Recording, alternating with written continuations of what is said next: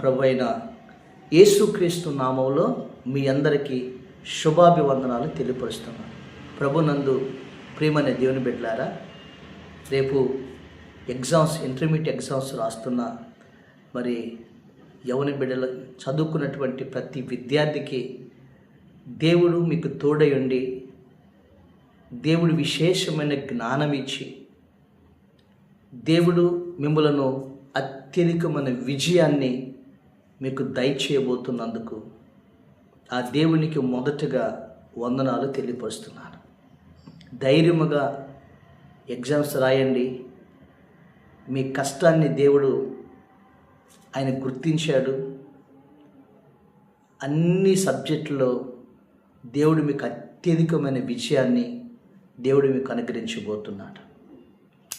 ప్రభునామాకి మహిమ కలుగునగాక. ప్రియులారా, దేవుడు అత్యధికమైనటువంటి విజయాన్ని, ఆ పరీక్షలో విజయాన్ని ఇచ్చి అతని నెంబర్ 1గా దేవుడు నిలబెట్టాడు. మరొకసారి అందరిలో అతని పరీక్షలో అత్యధికమైన విజయాన్ని ఆ దేవుడు అతనికి ఇచ్చి అతనే నెంబర్ 1గా దేవుడు నిలబెట్టాడు. ఎవరు అతను? అతని నెంబర్ 1గా దేవుడు అతను ఎలా నిలబెట్టాడు? ఈరోజు మీతో ఆ విషయాన్ని పంచుకుంటున్నాను. మొదటగా బైబిల్ గ్రంథంలో ఒక మాటని మీకోసం చదివిస్తాను. సమూయేలు రాసిన మొదటి గ్రంథం 26వ అధ్యాయం 25వ వచనం చూసినట్లయితే, నాయనా దావీదా, నీవు ఆశీర్వాదం నందుదువుగాక, నీవు ఘనకార్యములను పూనుకొని విజయము నందుదువుగాక. రేపు ఎగ్జామ్స్ రాస్తున్న ప్రతి బిడ్డకి నీవు ఘనకార్యములను పూనుకొని ఈ ఎగ్జామ్స్లో విజయము నందుదువుగాక. దేవునికి స్తోత్రం. పిల్లరా, దేవుడు నీ పక్షముగా ఉండి నువ్వు పూనుకున్న ఈ ఎగ్జామ్స్లో అత్యధికమైన విజయము నీవు నొందాలని ఈరోజు దేవుడు నిన్ను ఆశీర్వదిస్తున్నాడు. కష్టపడి చదువుకున్నావు, ఎంతో శ్రమ వచ్చి చదివావు. ఆ చదువుకి దేవుడి కటాక్షము తోడుగా ఉంది, దేవుడి దయ నీకు తోడుగా ఉంది.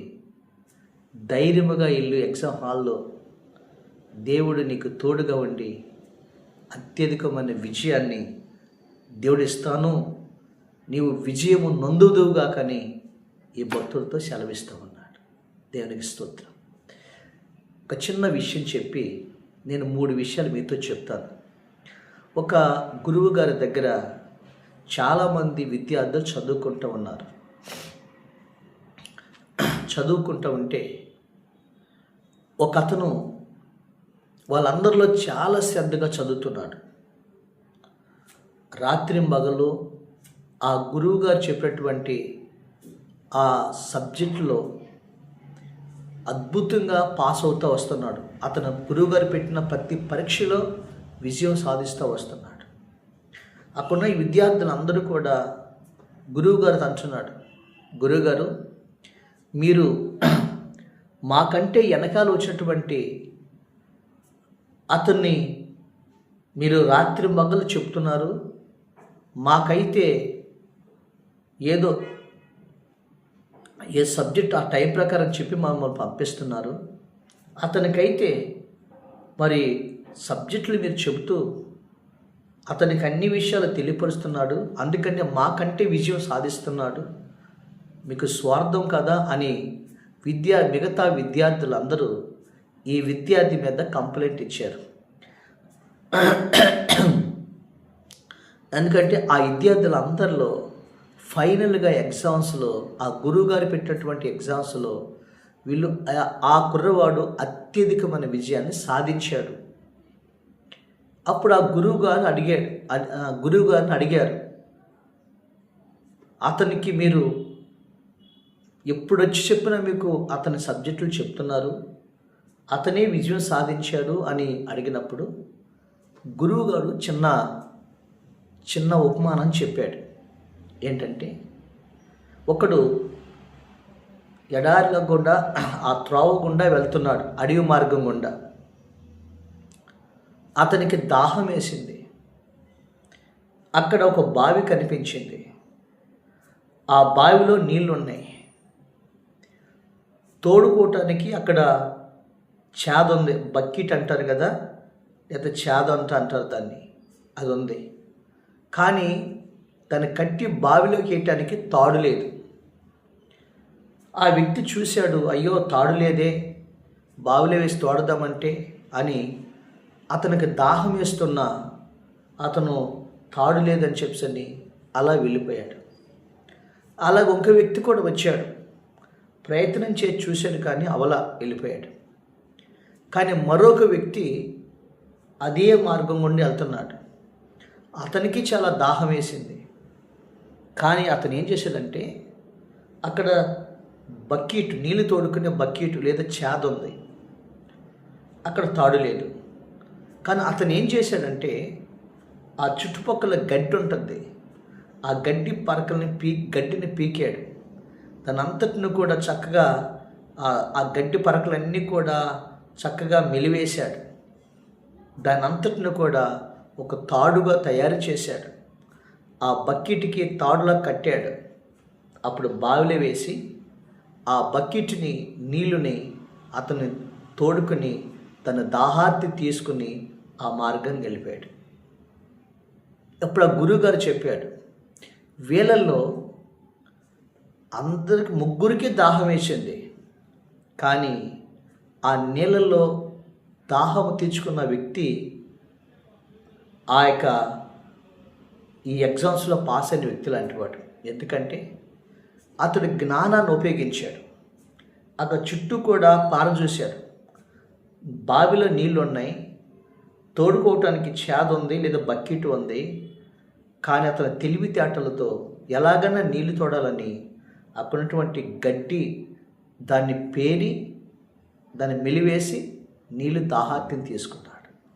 అంటే మొదటివాడు ప్రయత్నం చేయలే, వెళ్ళిపోయాడు.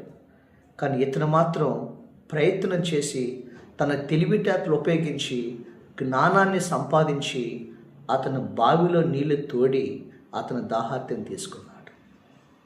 ఆ గురువుగారు చెప్పాడు, మీరందరూ కూడా కంప్లైంట్ చేశారు కదా, మీరైతే స్కూల్ అయిపోయిన వెంటనే మీరు వెళ్ళిపోయి రెస్ట్ తీసుకుని పడుకుంటూ ఉంటారు. కానీ ఇతను మాత్రం అతనికి ఎప్పుడు డౌట్ వస్తే నా దగ్గరకు వచ్చేవాడు, ఆ డౌట్ని అడిగేవాడు. రాత్రి చదివేవాడు, పగలు చదువుకునేవాడు. అతనికి చదువుతున్నాడు కాబట్టి అతనికి డౌట్స్ వచ్చినాయి. అతను ఏ క్షణంలోనైనా నా దగ్గరకు వచ్చి ఆ డౌట్స్ తీర్చుకున్నాడు. కాబట్టి అతడు అన్నిట్లో విజయం సాధించాడు. మీరైతే ఏదో చదువుతున్నాం పడుకున్నాం అట్లుగా చేశారు. ఇతను మాత్రం అన్ని విషయాలు జ్ఞానం సంపాదించుకున్నాడు. అందుకని జ్ఞాన పండితుడిగా ఇతను మంచి మార్కులతో తలగా ఉన్నాడని, విజయం సాధించాడని ఆ గురువుగారు చెప్పాడు. దేవునికి స్తోత్రం కలుగునుగా. ఈరోజు ప్రియమైన యవన బిడ్డలారా, మీరు కూడా దేవుడిచ్చిన జ్ఞానం ఉంది, కష్టపడి చదువుకున్నారు. ఈరోజు మీరు కూడా ప్రయత్నం చేస్తున్నారు. దేవుడు మీకు కూడా అత్యధికమైన విజయాన్ని మీకు కూడా దేవుడు దయచేస్తున్నాడు. నార్మల్గా క్యాజువల్గా తీసుకున్న వాళ్ళు విజయం సాధించలేరు, కానీ కష్టపడి చదివిన వాళ్ళకి దేవుడు జ్ఞానం తోడించి నీకు విజయాన్ని దేవుడు నీకు అనుగ్రహించబోతున్నాడు. నీ జ్ఞానానికి, నీ చదువుకి దేవుడు తోడుగా నీకుంటే ఆ దేవుడు నీకు అత్యధికమైన విజయాన్ని దేవుడు అనుగ్రహించబోతున్నాడు. దేవునికి స్తోత్రం. ఇదే బైబిల్ గ్రంథంలో ఒక యవనస్తుని మీకు పరిచయం చేస్తాను. ఆ యవనస్తుడి పేరు దానియేలు. ఈ దానియేలు బబులోను దేశంలో ఆ నెబుకద్నెజరు రాజవంశీయులందరినీ పిలిచి కల్దీల భాష నేర్పిస్తూ ఉన్నాడు. బబులోను జ్ఞానులందరినీ ట్రైనింగ్ ఇస్తూ ఉన్నాడు. అంటే కల్దీల భాష నేర్పిస్తూ ఉన్నాడు. దాంట్లో దానియేలు, షద్రక్, మేష్, అబేద్నెగోలు వీళ్ళు కూడా పాండిత్యాన్ని నేర్చుకున్నాడు. ఆఖరికి అయిపోయింది. అప్పుడు నెబుకద్నెజరు రాజు వాళ్ళకు ఒక పరీక్ష రూపంలో నేను ఒక కలగన్నాను, ఆ కలభావాన్ని నాకు తెలియపరచమని నెబుకద్నెజరు రాజు ఆ కలభావాన్ని మరి నాకు చెప్పమని వీళ్ళందరినీ కూడా, ఈ ట్రైనింగ్ అయిన వాళ్ళందరినీ, జ్ఞానులందరినీ పిలిచి ఒక మాట చెప్తున్నాడు. నాకు ఒక కళ వచ్చింది, ఆ కలభావాన్ని, ఆ కళ ఏం కళ వచ్చిందో నాకు చెప్పండి, కళ భావాన్ని కూడా నాకు చెప్పండి అని ఈ నెబుకద్నెజరు రాజు వాళ్ళందరికీ, తరిపిదైన వారందరికీ, బబులోను జ్ఞానులకి, అలాగనే ఈ దానియేలు, షద్రక్, మేషక్, అబేద్నెగోలు వచ్చిన వాళ్ళు కూడా తరిపిదయ్యారు. వీళ్ళందరికీ ఆయన ఈ చెప్పమని అడిగారు. అప్పుడు అక్కడ ఉన్న వాళ్ళందరూ ఏమన్నారంటే, 8వ వచనం చూసినట్లయితే దానియేలు గ్రంథము 2వ అధ్యాయము 8వ వచనం మనం చూసినట్లయితే ఒక మాట చెప్తున్నాడు. అందుకు రాజు ఉత్తరమిచ్చి చెప్పినది ఏమనగా, నేను మర్చిపోయాను. 2వ అధ్యాయం చూడండి, ఆయనకు బామ అంటాడు. 5వ వచనం, 2వ అధ్యాయం 5వ వచనం చూసినట్లయితే దానియేలు గ్రంథము 2వ అధ్యాయం 5వ వచనం చూడండి. రాజు 3వ వచనం నుంచి ఉంటుందన్నమాట. రాజు వారితో, నేను ఒక కళ కంటిని, ఆ కళ భావము తెలుసుకున్న వలన నేను మనోవ్యాకులము పొంది ఉన్నగా, కల్దీలు సిరియా భాషతో ఇట్లనేది, రాజు చిరకాలము జీవించునుగాక, తమరి దాసులకు కళ చలవీయడి, మేము దాని భావము తెలియచేసేదము అని అన్నారు. అయ్యా రాజా, మీరు కలగన్నారు నిజమే, ఆ కళ ఏంటో చెప్తే దాని భావం మేము చెబుతాం అన్నాడు. అప్పుడు రాజు అన్నాడు 5వ వచనంలో, నేను దాన్ని మర్చిపోయాను, కళ మర్చిపోయాను. మీరు కళను, దాని భావమును మీరు నాకు తెలియచేయడి. ఒకవేళ మీరు కానీ తెలియచేయకపోతే మీరు తుత్తునీలుగా చేయబడుదురు, మీ ఇంట్లో పెంటగొప్పగా చేయబడును. కళను, దాని భావమును తెలియచేసినట్లా దానములను, బహుమానులను, మహాఘనతను నా సముఖములో నొందుదురు కనుక కళను, దాని భావన తెలియజేయడనగా అన్నాడు. దేనికి స్తోత్రం. జ్ఞాపకం చేసుకోండి, ఇక్కడ బబులోను జ్ఞానులందరితో నెబుకద్నెజరు రాజు చెప్తున్నాడు, నేను ఒక కలగన్నాను, ఆ కళ నేను మర్చిపోయాను. ఇప్పుడు మీరు కల్దీల భాష నేర్చుకున్నారు, మహాపండితులు మీరు, జ్యోతిష్యులు, మాంత్రికులు, మరి విద్యావంతులు, సోదిగాండ్రు, అన్ని భాషలు మీరు నేర్చుకున్నారు. అక్కడ బబులోను దేశంలో వాళ్ళే రాజుకి మహా పండితులు వాళ్ళు. ఇప్పుడు మీరు నాకు కళ మర్చిపోయారు. ఈ కళభావాన్ని, కళని, నేను ఏం కళనో కళని, రెండోది కళభావాన్ని కూడా మీరు నాకు చెప్పాలి. ఒకవేళ నాకు చెప్పకపోతే మిమ్మల్ని అందరినీ కూడా చంపివేస్తాను, మీ మీ ఇళ్ళను పెంటకుప్పలుగా చేస్తాను అని అన్నాడు. అప్పుడు అయ్యా రాజా, సరే మాకు కొన్ని రోజులు మాకు సెలవివ్వమని వాళ్ళు అడిగారు. ఒక 10 రోజులు మాకు సెలవివ్వండి, ఆ తర్వాత మేము వచ్చి ఇక కలభావాన్ని చెప్తామని అన్నాడు ఆయన. సరే 10 రోజులు తీసుకోండి, ఎవరైనా కలభావాన్ని చెప్పలేదో వాళ్ళు తుత్తునీలుగా చేస్తాను. ఒకవేళ ఎవరైనా కళ చెప్పితే వాళ్ళకు మహాదానములు ఇచ్చి తర్వాత వాళ్ళని మహా సత్కారం చేసి ఘనతనిస్తానని చెప్పాడు రాజు. 10 రోజులు అయిపోయిన తర్వాత అప్పుడు అందరూ వచ్చారు. రాజు అడిగాడు, మీరు చెప్పగలరా అని అడిగితే 10వ వచనం మనం చూసినట్లయితే అంటారు, అందుకు కల్దీయులు ఇలాగ ప్రత్యుత్తరం ఇచ్చారు, భూమి మీద ఏ మనుషుడు రాజు అడిగిన సంగతి చెప్పజాలడు. భూమి మీద ఏ మనుషుడు కూడా మీరు అడిగిన సంగతి చెప్పజాలడు రాజా అని రాజు చెప్పేశారు. అయితే అప్పుడు రాజు అన్నాడు, మిమ్ములను, అప్పుడు అందరూ అన్నారు, చెప్పకపోతే రాజు కోపము తెచ్చుకొని అత్యాగ్రహము నంది గలవాడై బబులోని జ్ఞానులందరినీ సంహరించమని ఆజ్ఞ జారీ చేశాడు. మీకు అర్థమైందండి? బబులోనులో జ్ఞానులందరినీ సంహరించమని రాజుగారు శాసనం జారీ చేశాడు. దేవుని స్తోత్రం. వారిలో దానియేలు కూడా విద్య నేర్చుకున్నాడు. షద్రక్ మేషక్ అబేద్నెగోలు విద్య నేర్చుకున్నారు. వీరందరూ కూడా జ్ఞానం నేర్చుకున్నారు. ఇప్పుడు బబులోను జ్ఞానులతో పాటు దానియేలు కూడా చంపబడతాడు. తర్వాత వీళ్ళు కూడా చంపబడతారు. దేవునికి స్తోత్రం. ఒక్క విషయాన్ని జ్ఞాపకం చేసుకోండి. అప్పుడు జరిగిన విషయం ఏంటంటే, ఈ విషయము దానియేలుకు తెలిసినప్పుడు దానియేలు రాజు దగ్గర ఆర్యోకు అనే ఒక మంత్రి ఉన్నాడు. ఆ మంత్రి దగ్గరికి వెళ్ళి, అయ్యా, మాకు ఈ ఒక్కరోజు సమయం ఇవ్వండి, దాని కలభావం చెప్తాను, ఒకవేళ చెప్పలేకపోతే అప్పుడు మమ్మల్ని చంపొచ్చు అని రాజుగారు ఆ మంత్రిని మరి సెలవు అడిగాడు. సరే, నేను రాజుగారితో చెప్తాను అన్నప్పుడు రాజుగారితో చెప్పాడు, కలభావం చెప్పగల ఒక మనిషిని నేను కనుగొన్నానయ్యా, ఈ ఒక్కరోజు టైం అడిగాడంటే సరే అన్నాడు రాజుగా అన్నాడు. వెంటనే దానియేలు తెల్లవారిపాటికి వచ్చి, అప్పుడు కలభావం 25వ వచనం చూసినట్లయితే కలభావం చెప్పగల ఒక మనిషిని నేను కనుగొన్నాను కాబట్టి అతన్ని కలభావం చెబుతాడంట రాజు అన్నప్పుడు రాజుగారు నా సముఖమునకు పిలవమని వాళ్ళ ఆజ్ఞాపించాడు. అప్పుడు దానియేలుని రాజుగారి సముఖంలోకి పిలుచుకొచ్చారు. జాగ్రత్తగా వినండి. బబులోని జ్ఞానులందరూ వచ్చారు. బబులోని దేశంలో జ్ఞానులందరూ వచ్చారు. వారి మధ్యలో దానియేలు దేవుడి బిడ్డ నిలబడ్డాడు. చూడండి, 2వ అధ్యాయం 27వ వచనం. దానియేలు సముఖములో ఇలాగ ప్రత్యుత్తరం ఇచ్చాను, రాజుడికి నీ మర్మము జ్ఞానులైనను గారడి విద్య గలవారైనను శకునుగాడైనను జ్యోతిష్కులైనను చెప్పజాలరు అని అన్నాడు. ఇది ఎవరు చెప్పలేరు. అయితే మర్మములను బయలుపరచు గల దేవుడు పరలోకమందున్నాడు. అంత్య దినములయందు కలగబో దానిని ఆయన రాజుకు నెబుకద్నెజరు నాకు తెలియజేసెను. తమ పడక మీద నుండగా మరి మనసులో కలిగిన దర్శనములు ఏవనగా, దేవునికి స్తోత్రం. ఇక రాజు జరిగిన కలభావం అంటున్నాడు.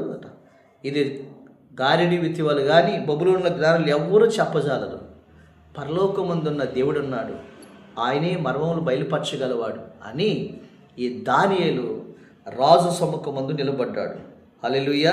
26వ వచనం చూసినట్లయితే రాజు, నేను అంటున్న దానియేలును త్వరగా రాజు, నేను చూసిన కలయు దాని భావము తెలియచెప్పుటకు నీకు శక్యమా అని బెల్షాజరు దానియేలు అడగగా, దానియేలు సముఖంలో ఇలా ప్రత్యుత్తరం ఇచ్చెను, నేను చెప్పలేను కానీ నీ మర్మములు బయలుపరచ దేవుడు పరలోకమందు ఉన్నాడు, ఆయన చెప్పగలుగుతాడు అని దానియేలు చెప్పాడు. అప్పుడు చెప్పమనగా దానియేలు రాజుకు వచ్చిన కళ, ఆ కళ భావాన్ని మొత్తము కూడా, రాజుకు వచ్చిన కళభావాన్ని మొత్తము కూడా చక్కగా ఒక స్క్రీన్ మీద చూపించినట్లుగా రాజుగారికి దానియేలు కళభావాన్ని చెప్పేశాడు. దేవునికి స్తోత్రం కలుగును కాక. అప్పుడు రాజు ఏం చేశాడు తెలుసండి? వాళ్ళందరి ముందు చూడండి, 2వ అధ్యాయం దానియేలు గ్రంథము చూడండి, 2వ అధ్యాయము 46వ వచనం చూసినట్లయితే, అంతటా రాజుకు నెబుకద్నెజరు దానియేలునకు సాష్టాంగ నమస్కారం చేసి అతన్ని పూజించి నైవేద్య ధూపములు అతనికి అర్పించుచు ఈయనకు ఆజ్ఞాపించెను. మరి రాజు, ఈ మర్మములు బయలుపరచుటకు నీవు సమర్థుడివే, నీ దేవుడు దేవతలకు దేవుడును రాజులకు ప్రభువును మర్మములు బయలుపరచువాడనై ఉన్నాడని దానియేలుకు ప్రత్యుత్తరం ఇచ్చెను. అప్పుడు రాజు దానియేలును బహుగా వెచ్చించి అనేక గొప్ప దానములిచ్చి అతను బబులోను సంస్థానం అంతటి మీద అధిపతిగాను బబులోని జ్ఞానులందరిలో ప్రధానిగాను నియమించెను. దేవునికి స్తోత్రం. చూశారండి, ఒక మాట చెప్తున్నాను, పరీక్షలో అతను అత్యధికమైన విజయాన్ని పొందుకున్నాడు. జ్ఞానులందరిలో అతని నెంబర్ 1గా దేవుడు అతన్ని నిలబెట్టాడు. ఇది దానియేలుకి ఎలా సాధ్యమైంది? దానియేలుకి ఎలా సాధ్యమైందంటే బైబిల్లో ఒక మాట ఉందండి. కొలసీ రాసిన పత్రిక 2వ అధ్యాయం 3వ వచనం రాయబడింది, బుద్ధి జ్ఞాన సర్వ సంపదలు క్రీస్తు యేసునందు గుప్తములై ఉన్నవి. దేవుని స్తోత్రం. బుద్ధి జ్ఞాన సర్వ సంపదలు ఆయనలో గుప్తములైనవి అంట. ఆ యేసుక్రీస్తు ప్రభువారిలో ఉన్న జ్ఞానం దానియేలుకి దేవుడు ఇచ్చాడు. అయితే ఈ దానియేలు విజయం పొందటానికి చేసిన 3 పనులు. ఆ రాజు ఆజ్ఞ జారీ చేసినప్పుడు దానియేలు ఏం చేశాడు? నెంబర్ 1, అతను ఇంటికెళ్ళి 2వ అధ్యాయం చూడండి, 17వ వచనం, 2:17 వచనం చూసినట్లయితే, అతని ఇంటికి పోయి తన స్నేహితులను పిలిపించి అతడు ఒక మాట అన్నాడు, మనము బబులోని జ్ఞానులతో నశించిపోకున్నట్లుగా 17, 18, 19 వచనం, మనం బబులోను జ్ఞానులతో పాటు నశించుకున్నట్లు ఆ కళ యొక్క మర్మ విషయంలో పరలోకమందున్న దేవుణ్ణి వేడుకుండదని వారిని హెచ్చరించెను. అంతటి రాత్రి యందు దర్శనము చేత ఆ మర్మము దానియేలుకు బయలుపరచబడెను కనుక దానియేలు పరలోకమందున్న దేవుణ్ణి స్తుతించెను. స్తోత్రం. ఇతను అంత అద్భుతమైన విజయాన్ని పొందుకోవటానికి, రాజుగారి కలభావాన్ని చెప్పటానికి దానియేలు చేసిన మొట్టమొదటి పని ఏంటంటే ట్రైనింగ్ అయ్యాడు. ఈ 12 మాసములు ట్రైనింగ్ అయ్యాడు. దానితో పాటు ఆ జ్ఞానాన్ని ఇచ్చే దేవుడి దగ్గర రాత్రంతా ప్రార్థన చేశాడు. ఇక పరీక్షలు వచ్చినాయి, తెల్లారిపాటికి చెప్పాలి. ఒకటి, దేవుడి సముఖంలోకి వెళ్ళి రాత్రంతా కూడా దేవుడి సన్నిధిలో దానియేలు ప్రార్థన చేశాడు. ప్రభా, నాకు జ్ఞానము దయచేయండి. రాజుగారికి వచ్చిన కళ ఏంటి? ఆ కళ భావం ఏంటి? మీకు తప్ప ఎవరికి తెలియదయ్యా అని దానియేలు దేవుని సముఖం ముందు ప్రార్థన చేశాడు. ప్రియమైన దేవుని బిడ్డ, యవని బిడ్డలారా, నువ్వు సంవత్సరం అంతా కష్టపడి చదివావు, రేపు ఎగ్జామ్ హాల్లో కూర్చుని రాయబోతున్నావు. నీకు చదివిని అన్నీ కూడా గుర్తున్నట్లుగా పేపర్ మీద రాస్తున్నప్పుడు కన్ఫ్యూజన్ లేకుండా చక్కగా నువ్వు ప్రతి క్వశ్చన్కి ఆన్సర్ చేసినట్లుగా దేవుడు ఆ జ్ఞాపశక్తి ఇచ్చినట్లుగా ఈ రాత్రి అంతా ప్రభు దగ్గర నువ్వు ప్రార్థన చేయి. చదువుకున్నావు, ప్రతిరోజు దేవుడి సన్నిధిలో చదివి అలాగే ప్రార్థన చేసుకుని నీవు ఎగ్జామ్ హాల్కి వెళ్ళు. దేవుడు నీకు తోడుగా ఉంటాడు. ప్రతి ఎగ్జామ్స్లో కూడా నీకు అత్యధికమైన విజయాన్ని దేవుడు నీకు దయచేస్తాడు, నీకు గుర్తు చేస్తాడు, నీకు జ్ఞానం ఇస్తాడు, నీకు జ్ఞాపశక్తిని ఇస్తాడు. ఆ క్వశ్చన్కి దేవుడు నీకు తెలియపరుస్తాడు. దేవుడు నీకు అద్భుతమైన విజయాన్ని ఇస్తాడు. ఒకటి, ప్రార్థన చేశాడు. 2, దానియేలు ఏం చేశాడంటే దేవుడు పరలోకమందున్న దేవుడు మర్మములు బయలుపరచడని ఆ పరలోకమందున్న దేవుడి మీద ఆధారపడ్డాడు. 2, దేవుడి మీద ఆధారపడ్డాడు. తన జ్ఞానం మీద, తన శక్తి మీద ఆయన ఆధారపడాల. దేవుడు జ్ఞానం ఇచ్చాడు చదవటానికి, కానీ ఇంతవరకు నేను చదివానయ్యా, ఇక నాకు నీ మీద ఆధారపడి ఎగ్జామ్ హాల్లోకి వెళ్తున్నాను. నీవే నా ఆధారము, నీవే నాకు ఆశ్రయం, కాబట్టి నీవు నాకు సహాయం చేయమని దేవుడి మీద ఆధారపడి ఆ దానియేలు రాత్రంతా ఆయన ప్రార్థన చేశాడు. 3, ఆ రాత్రి దేవుడు దానియేలుకి జ్ఞానాన్ని బయలుపరిచాడు. అప్పుడు దానియేలు ఏం చేశాడంటే దేవునికి కృతజ్ఞతాస్తుతులు తెలియపరిచాడు. దేవునికి స్తోత్రం. కృతజ్ఞతాస్తుతులు తెలియపరిచాడు. 1, రాత్రంతా ప్రార్థన చేశాడు. 2, దేవుని మీద ఆధారపడ్డాడు. 3, ఆ తెలియపరిచిన దేవునికి కృతజ్ఞతాస్తుతులు చెల్లించాడు. అప్పుడు దానియేలు తెల్లవారిపాటికెళ్ళి బబులోనులో జ్ఞానులందరూ ఎదుట నిలబడి ఆ రాజు కళని, ఆ కళ యొక్క మర్మాన్ని ఆ బబులోను రాజుకి తెలియపరిస్తే ఆ బబులోను జ్ఞానులందరూ ఎదుట దానియేలుకి సాష్టాంగ నమస్కారం చేశాడు రాజు. దేనికి స్తోత్రం. 2, ఈ మర్మములో బయలుపరచుటకు నీవు సమర్థుడవైతివి. నీ దేవుడు రాజులకు దేవుడు, నీ దేవుడు మరి సమస్త ప్రజలకు దేవుడై ఉన్నాడని, దేవతలకు దేవుడై ఉన్నాడని దానియేలు ద్వారా దేవుడు మహిమ పొందాడు. 3, బబులోని జ్ఞానులందరిలో దానియేలుని హెచ్చించి బబులోని దేశములో అతన్ని ప్రధానమంత్రిగా నియమించాడు. అనేక దానములు ఇచ్చాడు.